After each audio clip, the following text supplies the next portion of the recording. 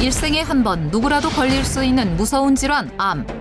한국인 발병 1위 암은 바로 갑상선암인데 갑상선은 목 앞 중앙에 있는 나비 모양의 내분비 기관으로 체온 유지와 신체 대사의 균형을 유지하는 데 중요한 역할을 하는 갑상선 호르몬을 만들고 분비한다.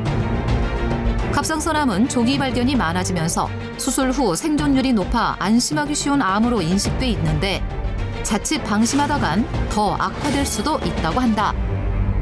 갑상선암의 예후는 비교적 다른 암에 비해서 좋은 편이지만 갑상선암 종류 중에서 예후가 좋지 않은 미분화암 같은 경우 진단을 받으면 6개월 이상 생존이 어려운 암도 있습니다.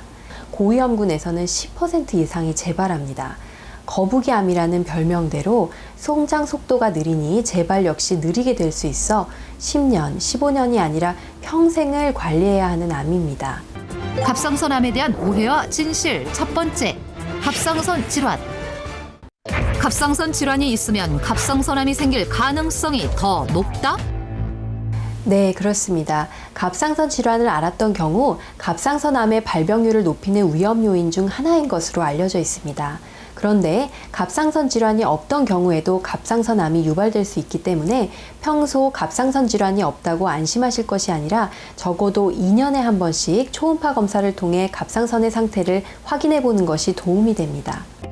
갑상선암에 대한 오해와 진실 두 번째, 수술 시기. 갑상선암의 종양 크기가 1cm 이하인 경우엔 수술을 서두르지 않아도 된다는 소문이 떠도는데 갑상선암 수술은 종양 크기가 1cm 이하인 경우엔 수술을 하지 않아도 된다? 그렇지 않습니다. 암의 크기가 0.5cm 이상부터 측면 림프절 전이와 원격 전이가 가능하다는 점에서 수술을 권장하고 있습니다. 암 크기가 1cm 이상일 경우에는 갑상선 전체를 절제해야 하고 사망률과 재발률도 높습니다. 갑상선 종양 크기가 0.5cm 이하라고 해도 6개월마다 정기적인 초음파 검사를 통해 관찰해야 한다. 갑상선암에 대한 오해와 진실 세 번째, 비만.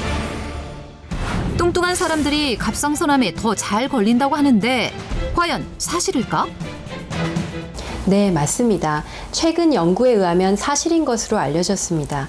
2010년에서 2014년에 갑상선 절제술을 받은 남성 300명과 여성 1251명을 대상으로 체중 변화와 갑상선 유두암의 상관관계를 분석한 결과 1년에 2kg씩 체중이 증가한 남성은 갑상선 유두암 발병 위험이 최대 12배까지 높아졌으며 특히 갑상선 환자의 대부분을 차지하는 여성의 경우 폐경 이후 체중 증가에 따라 갑상선암의 발생 위험이 최대 7배 가까이 높은 것으로 나타났습니다. 누구라도 발병할 위험이 높은 갑상선암.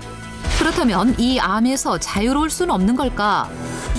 갑상선암 재발 관리에 도움이 되는 차가버섯가루 활용법 두 번째, 해조류와 함께 먹어라.